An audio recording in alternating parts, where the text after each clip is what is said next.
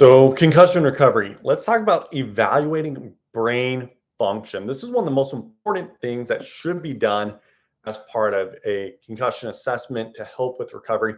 And unfortunately, this is done very, very poorly. I'm going to start first talking about what you've likely experienced, and then I'm going to talk about what you should actually be looking for. So if you've suffered a potential concussion, most people are going to the emergency rooms, they're going to urgent care, who, unfortunately, they are often sending you to the emergency room. And when you get to the emergency room, right, there's a lot of things going on, and their job is to sort whether or not you have an injury that requires you to be in the hospital or not. So I really need you to remember that. Okay.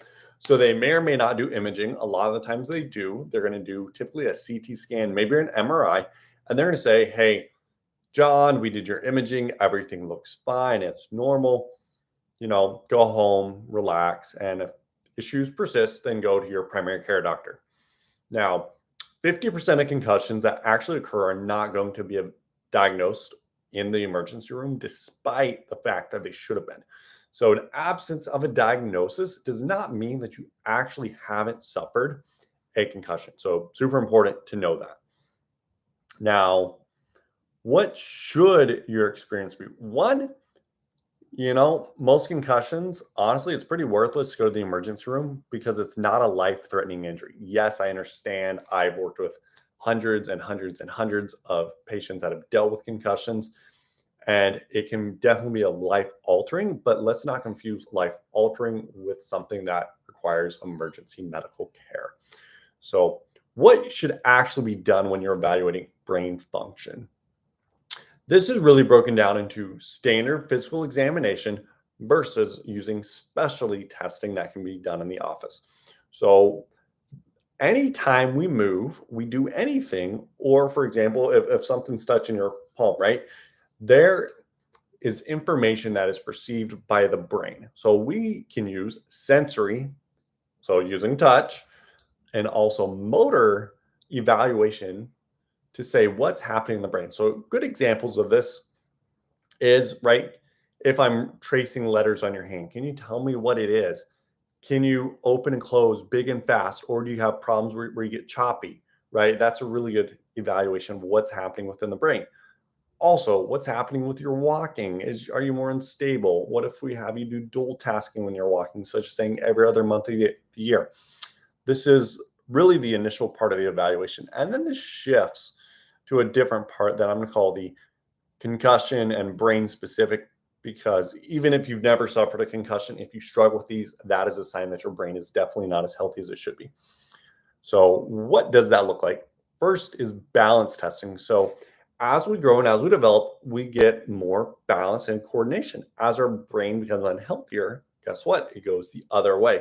Now, we see that a lot with dementias, things like that. But then there's the acquired injuries that can also do it, whether it's a stroke, a concussion, or a traumatic brain injury. So having balance testing should be done on both a firm surface and on an uneven surface, such as a balance pad. I do it with eyes open and eyes closed. There are other things you can do, such as standing on one leg or standing with one foot in front of the other. So those are a few different things. Now, challenges with performing that is a sign the brain isn't healthy. Now, it's important that as I get into this next one, you don't need to struggle with each and every one of these tests to have had a concussion. You only need to really have an issue with one of them. So next is eye movements. Our eyes are the window into the health of our brain. So whether we can handle something coming from far to near, right, and can do that without it getting blurry, double vision, a headache, whether it's keeping our eye still on a stationary target, being able to track a target, whether it's moving up and down, left and right, or rapidly shifting our attention from one spot to another. Now, you'd be surprised at how many people struggle with this. You may struggle with this if you're dealing with ongoing concussion issues. Most people are. But there's a lot of people who have no clue to the degree they are struggling. In my experience, having done this test over 1,000 times with patients, only about 20, maybe upwards of 30% of patients even realize they struggle with eye movements. Okay. one of the reasons why is our brain is compensating to help us be stable. And through the compensation mechanisms, guess what? You don't feel it. The thing is, just because there's compensation, you don't feel it, it doesn't mean that there's not an issue. So, right, we've got physical examination part, we've got balance, we have eye movements, and then the last one that many people are doing, not everyone, but it's to look at brain waves. So our brain waves ultimately help us determine function. So you should have certain brain waves when you're sleeping. You should have certain brain waves when you're at rest with your eyes closed and you're sitting there. Any imbalance in these brain waves could be suggestive of a concussion. There's been a lot of research done on this, and specifically Dr. Thatcher. And by using brainwaves, specifically QEEG, we're able to say, is there an imbalance in brainwaves that ultimately we could see with concussions and other traumatic brain injuries?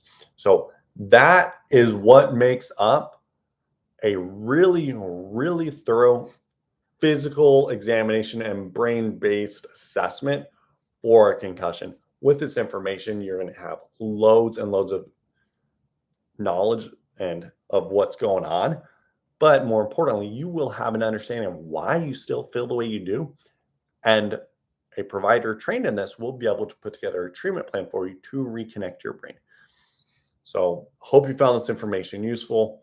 In future videos, we're going to talk about how to actually reconnect the brain, as well as review what happens in the brain following a concussion, as well as identifying factors that could sabotage your ability to get where you want to. Till next time, this is Dr. Z.